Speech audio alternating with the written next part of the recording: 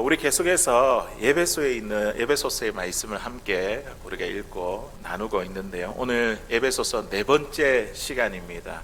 이제 2장을 마무리하게 되겠습니다.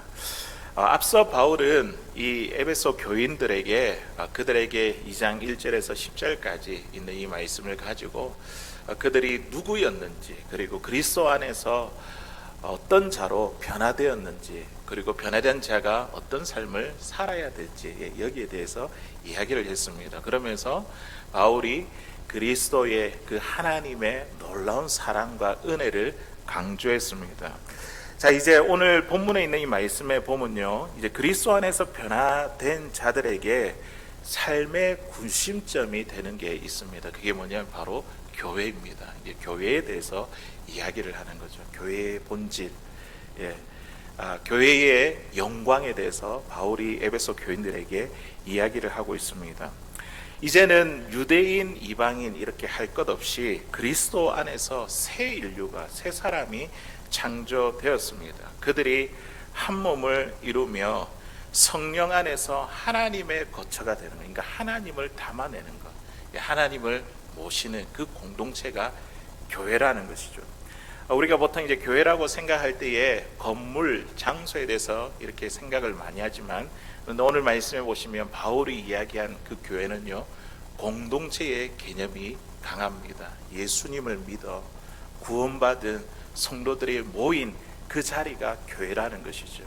우리가 오늘 덴버 소망교회라는 이 건물에 모였지만, 우리가 다른 곳에서 만약에 예배를 하면 거기도 교회가 되는 것이죠. 왜냐하면 저와 여러분들이 교회이기 때문입니다. 지금 그것을 이야기를 하고 있습니다. 세상은요, 이렇게 다양한 사람이 교회 안에서 한 공동체를 이루는 것, 한 몸을 이루는 것을 보며 굉장히 놀라워하고 충격을 받습니다. 여기에 이제 교회의 영광과 신비가 있습니다.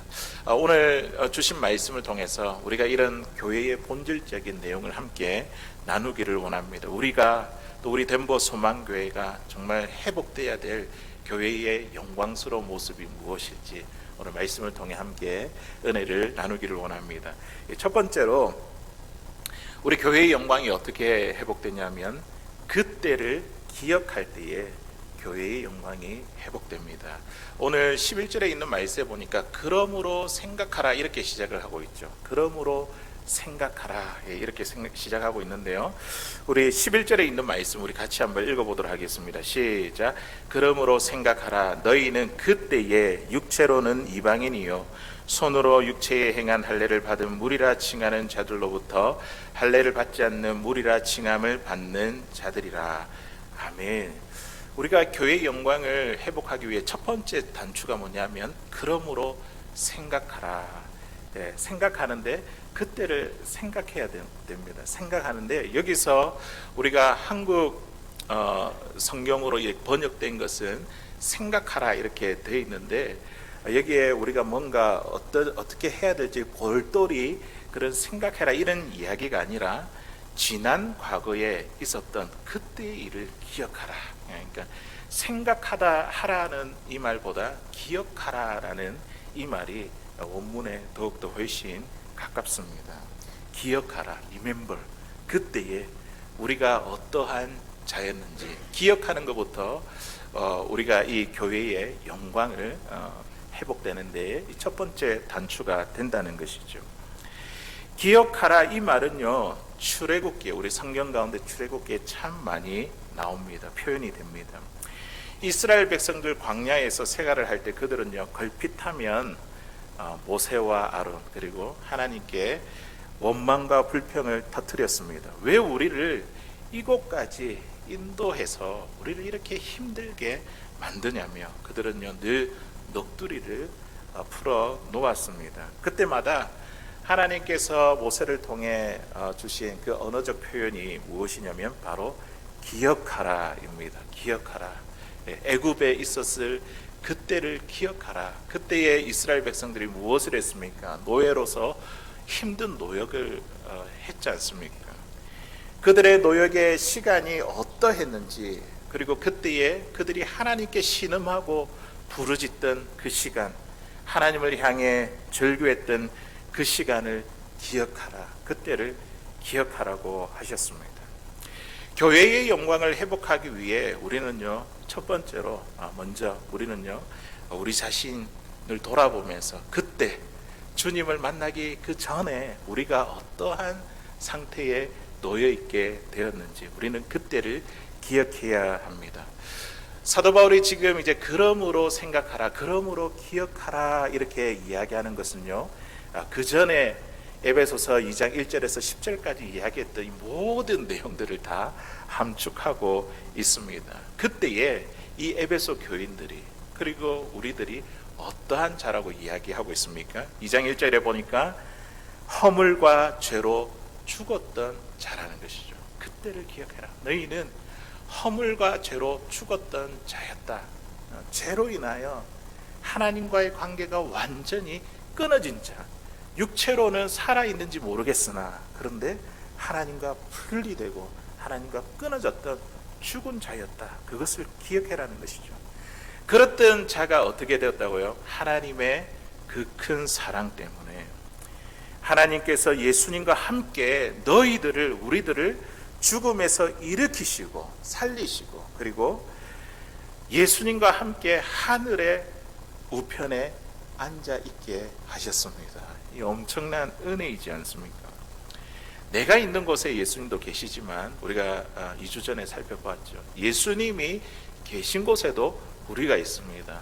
예수님이 하늘 우편에 앉아 계시면 우리도 어디에 있습니까? 하늘 우편에 주님과 함께 천국의 은혜를 지금도 우리가 누리고 있는 것이죠. 주님과 함께하는 그 자리가 하나님의 나라고 천국입니다. 예수님과 함께 하늘에 앉히셨다는 것은요, 우리가요 예수님과 함께 앞으로 그 하나님의 나라를 유산으로, 기업으로 상속받을, 이어받을 공동 상속자가 되게 하셨습니다. 그러므로 오늘 사도 바울이 에베소 교인들에게 그러므로 기억하라 이 말씀은요, 그때는 완전히 죽었던 자였는데 하나님의 사랑으로 그리스도 안에서 생명을 얻고 천국에서 영원히 살 소망을 가진 자가 되었음을 기억하라라는 말씀입니다. 교회의 영광은요, 지금 내가 얼마나 큰 은혜를, 하나님으로부터 얼마나 큰 은혜를 받았는지, 누리게 되었는지 내가 그때를 기억할 때에 하나님의 영광이, 그 교회의 영광이 회복되는 줄로 믿습니다.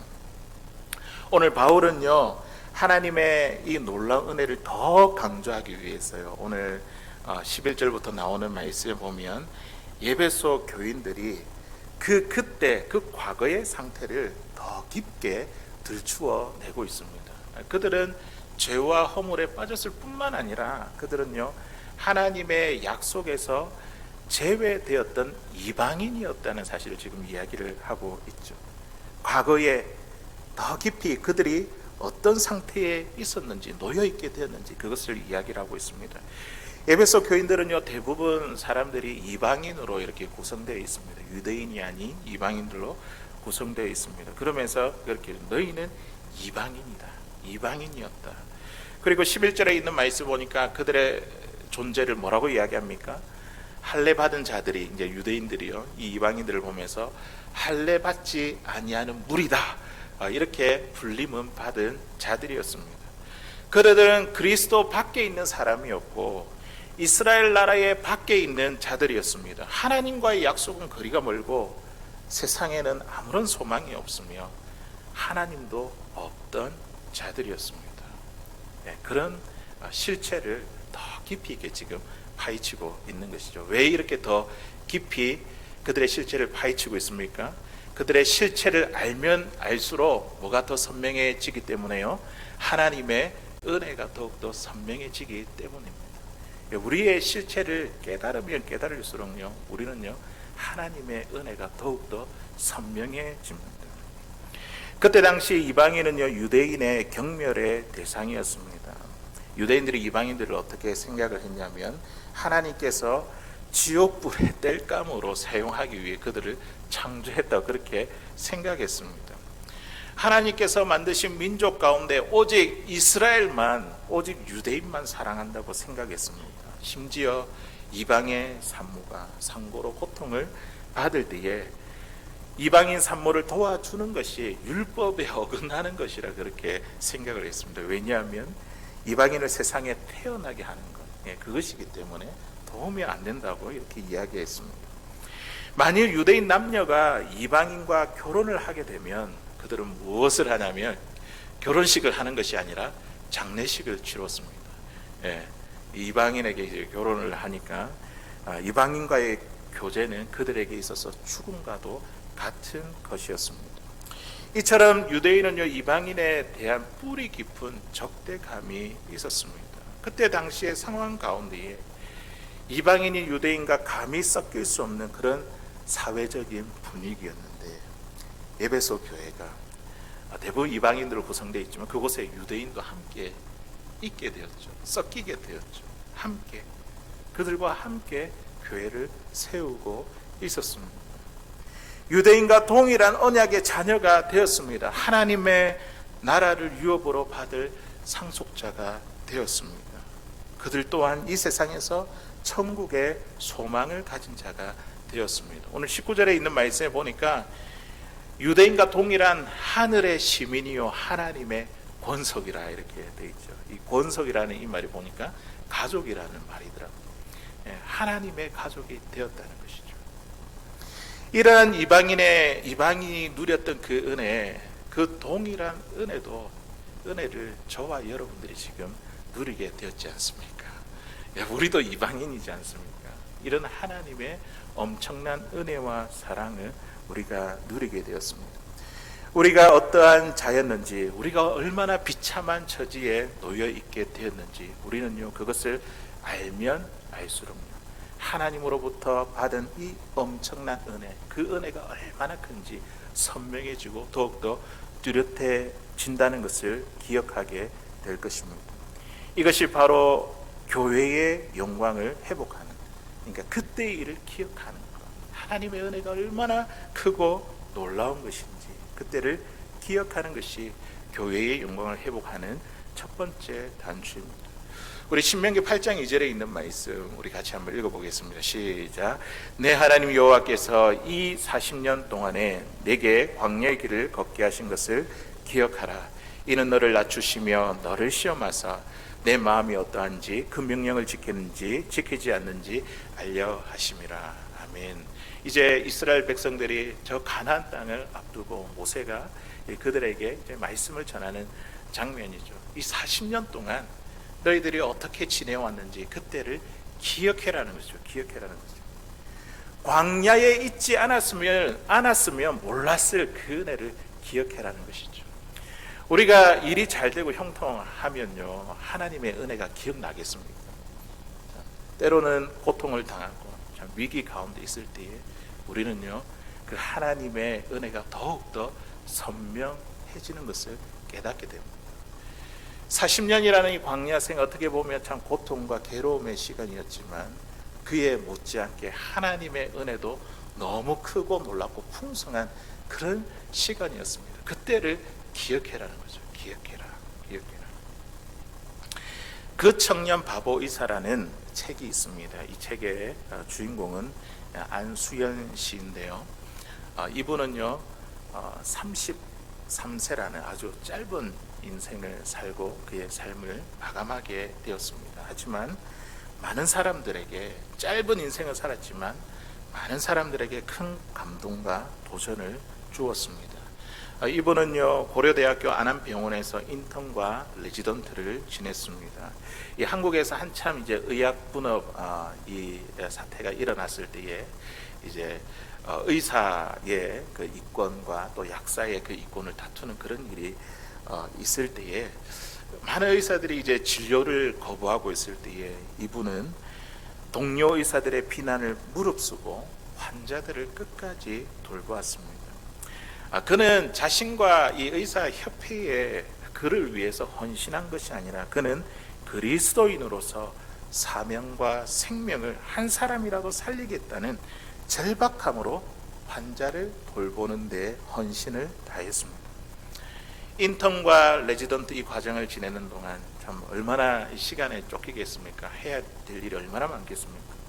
그 부족한 시간을 쪼개어서 환자를 돌보는 시간이 아니면 그 시간을 쪼개어서 자기가 늘 듣고 은혜를 받았던 이 찬양 테이프, 그리고 또 경건서적 읽고 참 큰 도전인데 위로가 되었던 그 책들을 환자들에게 나누어 주며 그렇게 다녔습니다.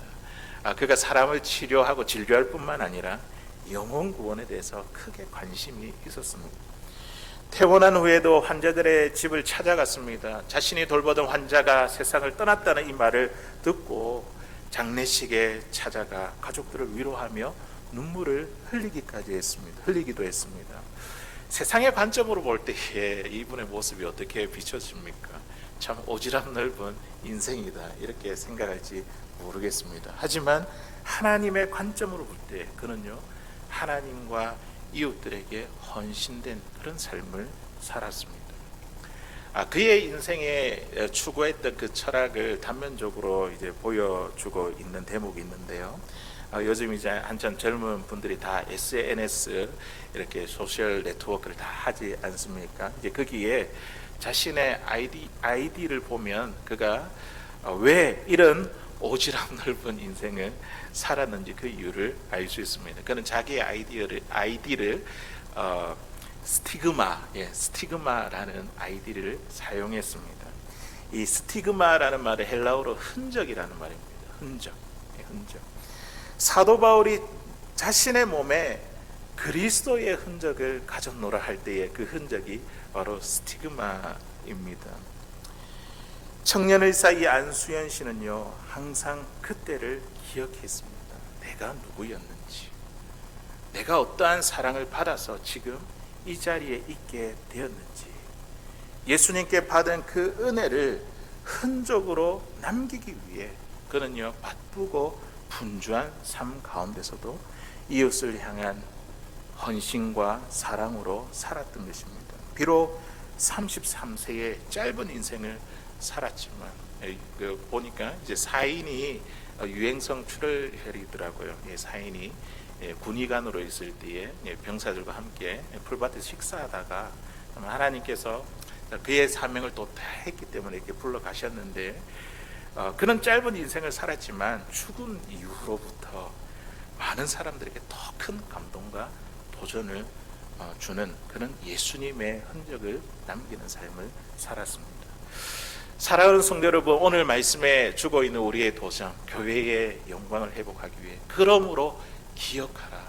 우리는 기억해야 됩니다. 내가 어떠한 자였는지, 어떠한 상황에 놓여 있었는지, 죄로 인하여 내가 죽었던 자라는 그 사실, 정말 아무런 조건과 자격 없는 자임에도 불구하고 하나님께서 우리를 끝까지 사랑하셔서 우리를 하나님의 자녀로 삼아주신 그때를 기억할 때 우리는요, 교회의 영광이, 우리가 교회지 않습니까? 우리 교회의 영광이 회복되는 줄로 믿습니다. 오늘 이 말씀을 기억하라는 이 말씀을 기억하며 하나님의 은혜가 얼마나 큰지 다시 한 번 더 우리의 가슴 가운데 마음 깊이 새길 수 있는 사랑하는 저와 여러분들 다 될 수 있기를 주의 이름으로 간절히 소원합니다. 이제 두 번째로 교회의 영광, 그렇다고 한다면 무엇을 보고, 세상이 무엇을 보고 교회의 영광을 보게 될까? 두 번째 무엇냐면 바로 하나되라, 하나됨입니다. 교회에서 하나됨을 이룰 때에 교회의 영광이 회복됩니다. 오늘 함께 읽었던 이 말씀에 보면 화평, 화목, 하나, 이런 단어가 계속해서 반복되는 것을 보게 됩니다. 교회의 영광이 하나됨에 있다는 것이죠. 하나됨의 기적. 세상은 이것을 보고 놀랍고 충격을 받게 됩니다. 이게 교회의 신비이고 영광입니다. 우리 14절에 있는 말씀 같이 한번 읽어보도록 하겠습니다. 시작. 그는 우리의 화평이신지라 둘로 하나를 만드사 원수된 것 곧 중간에 막힌 담을 자기 육체로 허시고. 아멘. 이방인과 유대인이 어떻게 하나가 되었습니까? 유대인이 앞서 제가 말씀드릴 때에 이 이방인에 대해서 참 이 원수같이 여기고 경멸의 대상이었는데 지금 하나가 되었지 않습니까? 한 교회 안에 한 몸을 이루고 있지 않습니까? 어떻게 하나가 되었다고요? 그는 우리의 화평이신지라. 예수님이 우리의 화평이 되셨기 때문입니다. 예수님이 둘 사이에 가로막혀 있는 이 담을 자신의 육체로 다 허물어 주셨기 때문입니다. 자기의 육체로 어떻게 허물어 주셨죠? 십자가의 죽으심으로, 그 피로 가로막혀 있는 이 담을 다 허물어 주셨습니다. 예수님의 그 피가 이 둘을 하나로 만드셨습니다. 도무지 하나 될 수 없는데, 이방인과 유대인 도무지 하나 될 수 없는 그 사람들이 화해하고 화평이 일어나게 되었다는 것이죠. 그렇게 하나됨이 일어나는 그곳 가운데에 교회의 영광이 회복됩니다. 하나됨의 그 기적에 교회의 신비와 영광이 있습니다. 유대인과 이방 사이에 얼마나 큰 벽이 놓여 있었는지 예수님 당시에 있던 그 예루살렘 성전, 헤롯이 세운 성전이죠. 그 성전의 구조를 보면 그것이 얼마나 이방인과 이 유대인들 간의 그런 벽이 얼마나 높은지 그 건축물을 보면 알 수 있는데요. 예루살렘 이 성전은요, 높은 지대에 세워졌습니다. 이 성전의 둘레에는요, 제일 먼저 제사장의 뜰이 있습니다. 성전의 둘레에 제사장의 뜰이 있고요. 그 다음에 그 동편에는요, 이스라엘의 뜰이 있습니다. 그러니까 이스라엘 백성들이 이제 머물게 되는 곳이겠죠. 그리고 그보다 더 동편에는 여인들의 뜰이 있었습니다.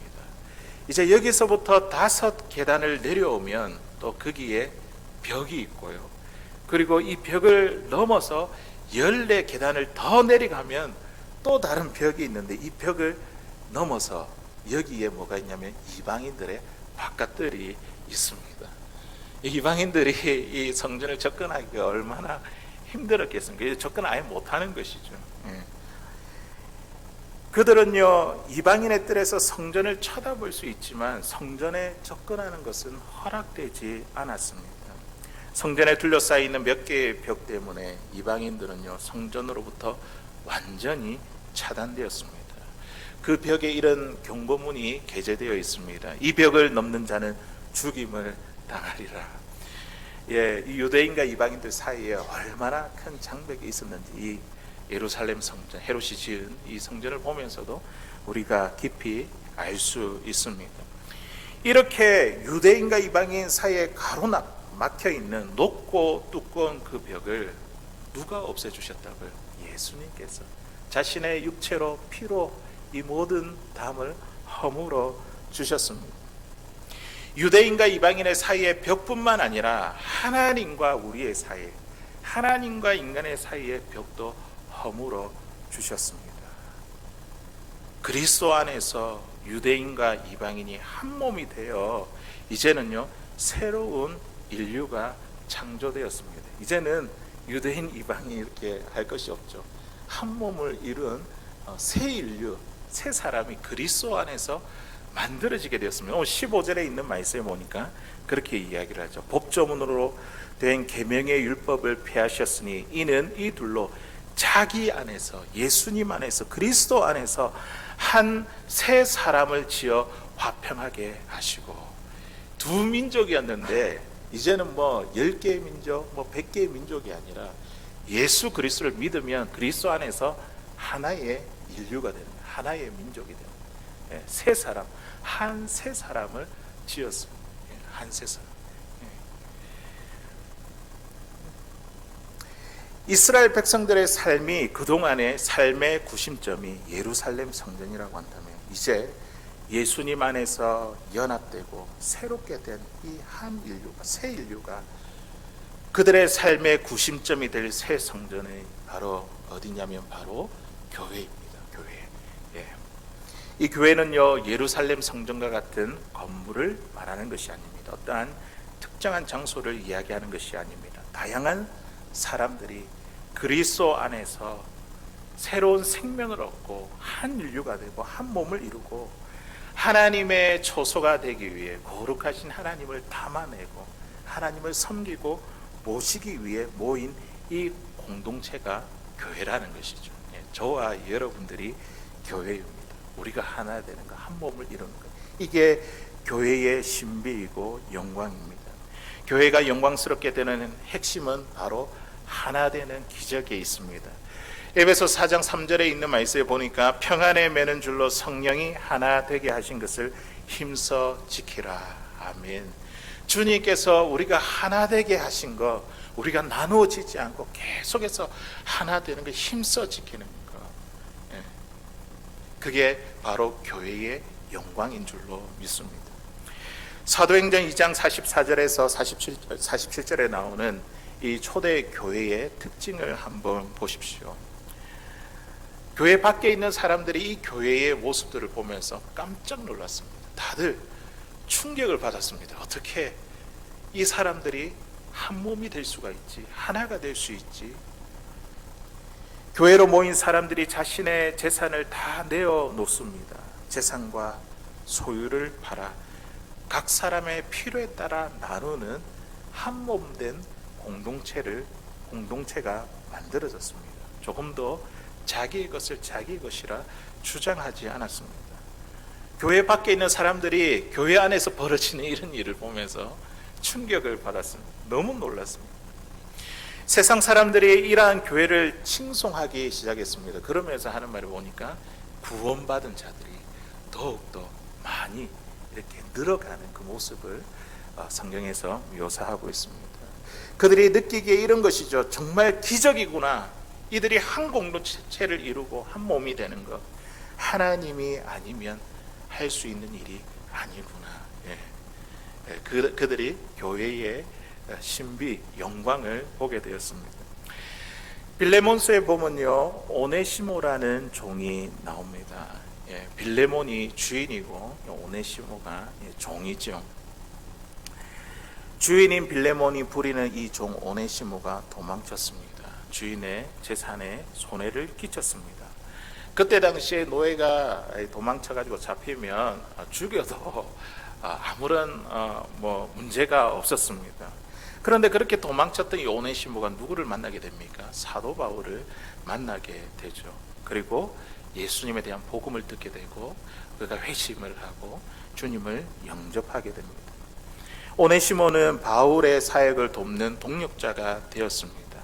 그때에 바울은요, 오네시모를 어디에 돌려보냈냐면 빌레몬, 자기의 주인에게 돌려보냈습니다. 편지를 적는 것이죠. 그러면서 주인인 빌레몬에게 사도 바울이 뭐라고 이야기하냐면 이 오네시모를 형제로 받아들이라. 종인데 형제로 받아들이라. 이렇게 이야기합니다. 주인으로부터 도망친 노예가 죽여도 이거는 시원치 않을 텐데 형제로 받아들인다는 것은 정말 있을 수 없는 일입니다. 그런데요, 교회가 그런 일이 일어난다. 이런 일이 그리스도 안에서 일어난다는 것이죠. 주인과 종의 관계가 무너지고 하나 되는 기적이 일어나는 곳이 바로 교회라는 것입니다. 세상은요, 이러한 교회를 보고 충격을 받고 깜짝 놀랍니다. 여기에 교회의 신비와 영광이 있습니다. 사랑하는 성도 여러분, 교회의 영광은 하나됨에 있습니다. 유대인과 이방인의 장벽이 무너지고 하나됨의 기적이 일어나는 곳이 바로 교회입니다. 우리가 다양한 사람들이 모였지 않습니까? 직업도 다르고 사회적 위치도 다르며 부자인 사람도 있고 가난한 사람도 있고 남녀노소 다양한 사람들이 있지만 우리 가운데 있는 이 모든 담들이 예수 그리스도 안에서 다 허물어지고 하나 되는 그 일이 일어나는 것이 교회라는 것이죠. 기적이죠. 이게 이 교회의 모습이 바로 하나님의 교회의 영광입니다. 성령 안에서 우리도요, 우리 교회도요, 이런 하나됨의 기적을 이루어 우리가 하는 것이 아니죠. 성령 안에서 성령께서 이루어 주시는 그 교회의 하나됨의 그 기적이 우리 가운데 일어나기를 소망합니다. 이 기적을 이루어 세상이 우리를 볼 때에 충격받고 놀라워하는 이 교회의 영광이 회복될 수 있기를 주님의 이름으로 간절히 소원합니다. 이제 마지막으로, 그렇다면 이제 우리가 하나됨의 이런 기적을 누리게 되었고 교회의 영광을 얻게 되었다면 이제 우리가 어떻게 이 교회의 이 사명으로 그렇게 나아가야 될까? 그런 이제 교회의 사명이 있습니다. 교회에게 주신 사명이 있습니다. 세 번째로는요, 이 교회가 화목의 사명을 감당할 때에 교회의 영광이 회복됩니다. 화목하라. 화해하는 사역. 이 세상 가운데에 좀 깨지고 나눠지고 갈라져 있는 그곳에 우리가 들어가서 상처를 봉합하고 하나 되게 하는 그 일 가운데에 우리가 화목해 하는 그 사역을 통해서 교회의 영광이 회복된다는 것이죠. 우리 21절에 있는 말씀 우리 같이 한번 읽어보도록 하겠습니다. 시작. 그의 안에서 건물마다 서로 연결하여 주 안에서 성전이 되어가고. 아멘. 그의 안에서, 예수 그리스도 안에서 건물마다 서로 연결하고 주 안에서 성전이 되어가고 서로 연결이 되는 것, 서로 연결이 되는 것. 이게 이제 화목해 하는 사역이죠. 서로 연결한다는 것은요, 퍼즐 조각처럼, 한 가지 그림의 조각난 그 퍼즐 조각처럼 딱 들어맞는 그것을 이야기를 하고 있습니다. 연결 부위가 딱 들어맞지 않는다고 한다면 어떻게 조각조각을 이렇게 연결할 수 있겠습니까? 건물과 건물 사이를 연결할 수 있겠습니까? 만약에 이 건물이 서로 연결을 할 때에 조금이라도 틈이 생긴다면, 맞지 않아서 조금이라도 틈이 생긴다면 그것이 나중에는 갈라져서 건물이 무너지고 말 것입니다.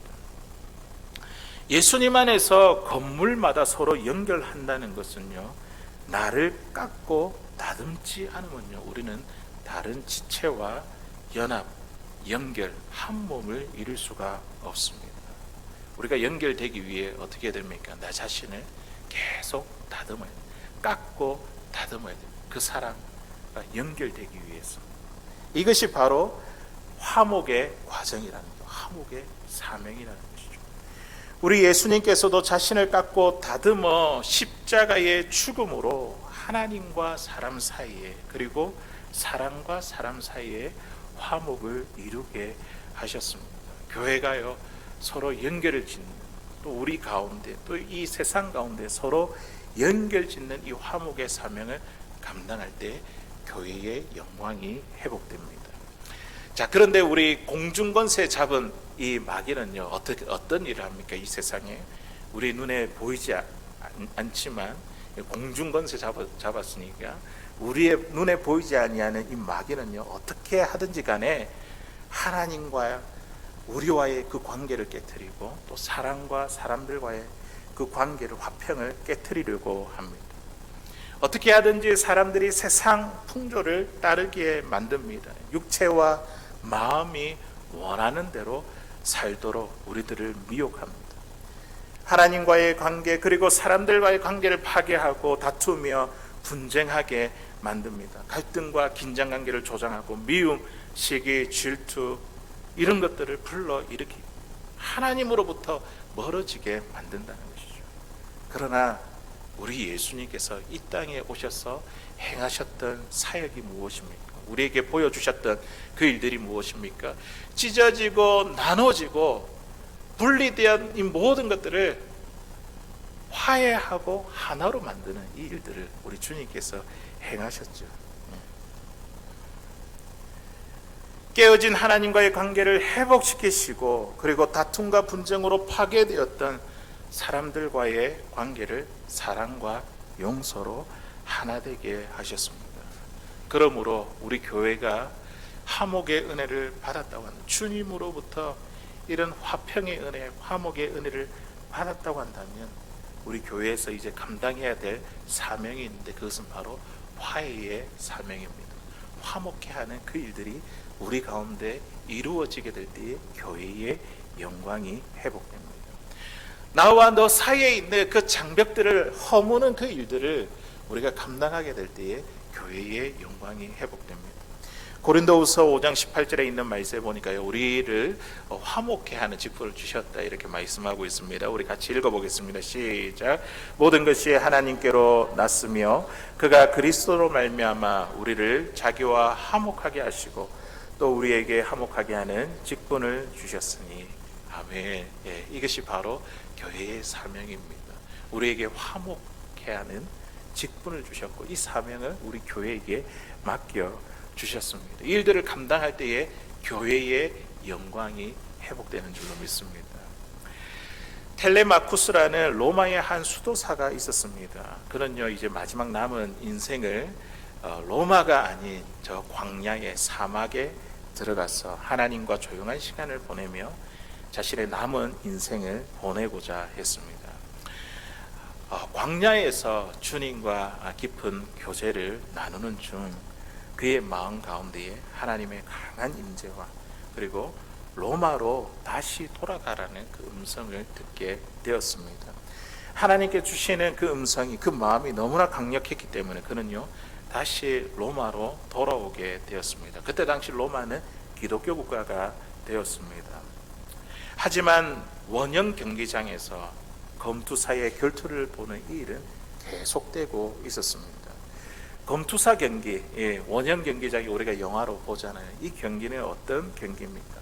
한 사람이 죽을 때까지 피를 튀기는 것을 보며 사람들이 흥분하는 아주 끔찍한 그런 경기죠. 그것을 보면 사람들이 막 좋아하고 열광하고 쾌락을 느끼는 것이죠. 그곳에 8만 명이 넘는 관중들이 몰려왔습니다. 이 검투사의 경기를 보기 위해. 로마의 황제도 그곳에 있었습니다. 텔레마쿠스 수도사는요 검투사 결투가 벌어지는 이 원형 경기장 안으로 뛰어 들어갔습니다. 그러면서 그가 외쳤던 말이 무엇인지 아십니까? 나사렛 예수 이름으로 이 경기는 중단될지어다.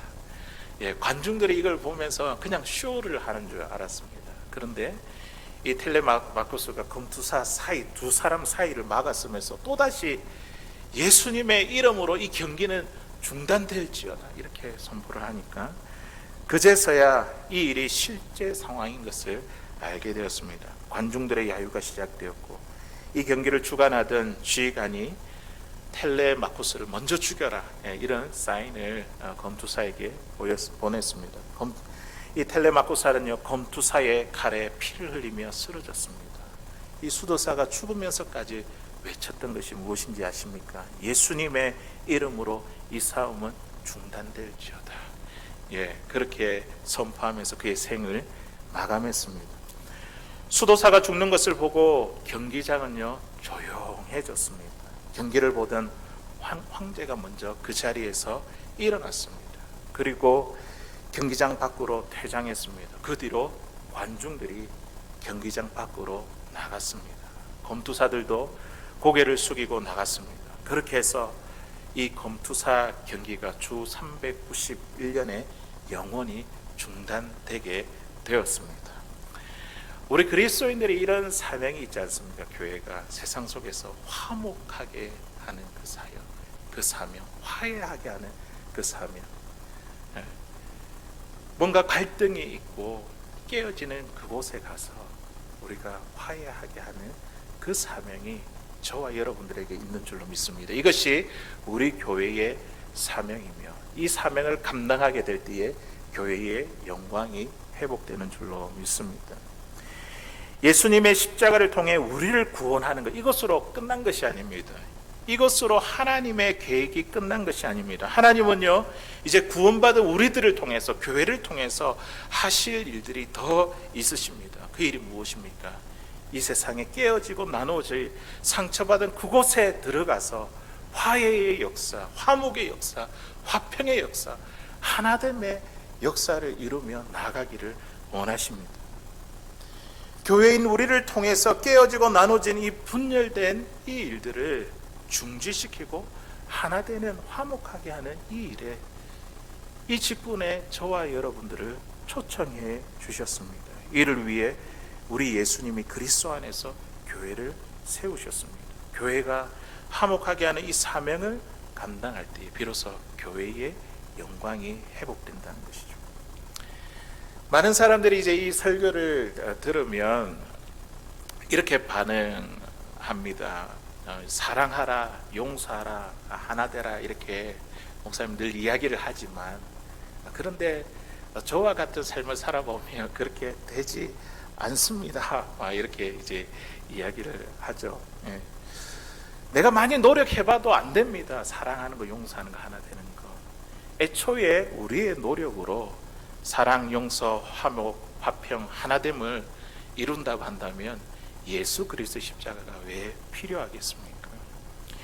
그러니 이제 우리는요, 우리 힘으로 안 된다고 단식할 필요가 없습니다. 주님께서 우리에게 용서하라, 사랑하라, 화목하라, 하나되라 이렇게 말씀하실 때에 단순히 우리에게 명령만 하신 것이 아닙니다. 용서가 되도록, 사랑이 되도록, 하나가 되도록 하나님의 놀라운 십자가의 능력을 저와 여러분들에게 보여주셨습니다. 만일 우리가 예수님이 죽으시는 그 골고다 십자가의 현장에 서 있다고 한번 생각해 보십시오. 예수님이 지금 내 앞에서 십자가에 못 박히시고 말할 수 없는 그 고통을 당하시는 모습을 보고 있다고 한다면, 내 죄를 용서하기 위해 하나님과 원수된 관계를 화목하기 위해 6시간 동안 엄청난 고통 가운데 계시는 그 주님을 우리가 실제로 바라본다고 한다면 우리의 입술에서 용서가 안 된다, 사랑이 안 된다, 하나가 안 된다, 우리가 이런 말을 할 수 있겠습니까? 예수님의 그 십자가를 보는 눈이 나를 위한 것임을 우리가 보는 눈이 열린다고 한다면 우리는요, 이 땅에 사랑이 안 되는 사람, 용서가 안 되는 사람이 없을 것입니다. 누구와도 사랑과 화평과 하나됨을 이루게 될 것입니다. 코로나 팬데믹 이후로 교회를 떠난 사람들이 참 많습니다. 교회 안에 이 팬데믹 때문에 안에서 이제 정치적인 그런 이슈들이 많이 있었죠. 갈등으로 보수냐 진보냐 이런 문제를 가지고, 또 백신을 맞아야 되는가 맞지 말아야 되는가, 마스크를 껴야 되는가 끼지 말아야 하는가, 코로나가 누구 때문에 일어난 것인가, 그런 책임을 추궁하며 인종적 혐오와 갈등으로 깨어지고 나누어지게 되었습니다. 하나 되고 한 몸을 이루고 화목해야 될 교회가 분열과 다툼이 일어나는 전쟁터로 변해버리고 말았다는 것이죠. 이 일로 인해 많은 사람들이 교회에 대해서 실망하고 다 떠나버렸습니다. 왜 이런 일이 우리 가운데 일어났을까요? 예수 그리스도의 그 십자가를 보는 눈, 그 십자가의 그 영광, 하나되게 하는 그 신비, 그것을 바라보는 눈이 우리에게 닫혔기 때문입니다. 예수님이 하나님과의 화목을 위해, 우리와 우리 사이의 화목을 위해 어떤 수치를 받으시고 고난을 받으셨는지 십자가의 영광을 바라보는 이 눈이 열어졌다면 우리 안에 풀리고 나누어지고 깨트려지는 이런 일이 일어나지 않을 것입니다. 그것을 바라보는 눈이 어두워졌기 때문에 우리 안에 갈등과 분리와 깨어짐이 나타난 것입니다. 사랑하는 성도 여러분, 교회는 어떠한 곳입니까? 하나 되는 기적이 일어나는 곳입니다. 교회 밖에 있는 사람은요, 이것을 보고 놀라고 충격을 받습니다. 이게 이제 교회의 영광이라는 것이죠. 오늘 예배 속 교인들을 한번 보십시오. 유대인과 이방인이 하나 되는 이 교회, 이 영광스러운 모습을 지금 우리들에게 보여주고 있습니다. 하나됨의 이 교회의 영광. 다양한 사람들이 우리 교회 안에 있습니다. 그런데 그 다양한 사람들이 그리스도 안에서 화해하고 한 몸을 이루는 기적이 일어나는 것, 이것이 바로 교회입니다. 사랑과 용서로 나와 너 사이에 막힌 담을 헐며 화목해 하게 하는 그 사역이 일어나는 것이 바로 교회입니다. 이것이 오늘 우리가 회복돼야 될 교회의 영광스러운 모습인 줄로 믿습니다. 하나됨의 기적을 통해 주님이 우리에게 보여주신 그 화평의 그 사역, 그 하나됨의 기적을 통해 또 우리가 화목의 사역을 통해 우리 가운데의 교회의 영광이, 오늘 사도 바울이 이야기했던 이 교회의 영광이 우리 가운데, 우리 교회를 통하여 또 회복되고 이루어질 수 있기를 주의 이름으로 간절히 소원합니다.